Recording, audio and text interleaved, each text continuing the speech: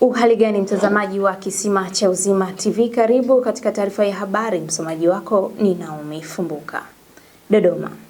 Makamu wa Rais wa Jamhuri ya Muungano wa Tanzania Emmanuel John Nchimbi ameripoti kujiuzulu nafasi hiyo na kustaafu siasa pamoja na utumishi wa umma kwa mujibu wa barua katika mtandao uliochapishwa kwenye ukurasa wake rasmi wa Instagram. Dar es Salaam. Mkuu wa mkoa wa Dar es Salaam Albert Chalamila amezitaka mamlaka za serikali, wasafirishaji na wadau wa sekta hiyo kushirikiana kupata suluhu ya kudumu ya msongamano na msururu wa malori katika barabara kuu za jiji ili kuondoa kero katika shughuli za kijamii. Chalamila amesisitiza kuboreshwa kwa mifumo ya utaratibu, usimamizi na maegesho na utaratibu wa kuingia kwa malori katika bandari ya Dar es Salaam, huku akiwataka wadau kuweka mikakati ya haraka itakayowezesha usafirishaji wa mizigo kwa ufanisi bila kuathiri usalama na miundombinu ya jiji.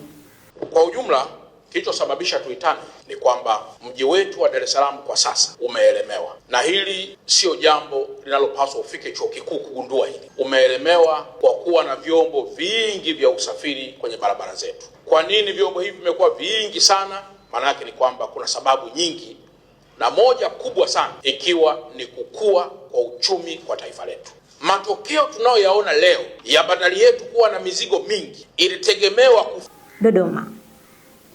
Jeshi la magereza limeitaka jamii kuwapa fursa na ushikamano wafungwa wanaomaliza vifungo na kurejea uraiani kwa kuwawezesha kujiajiri na kuchangia maendeleo ya jamii.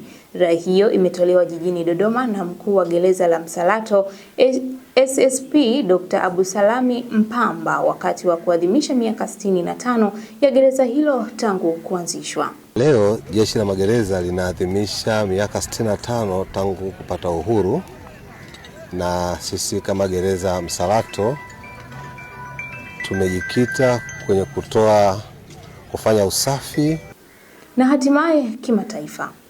Abuja. Bibi mwenye umri wa miaka 101 Esther Ugudumabo kutoka nchini Nigeria amekamatwa kwa tuhuma za kuuza bangi katika eneo analoishi.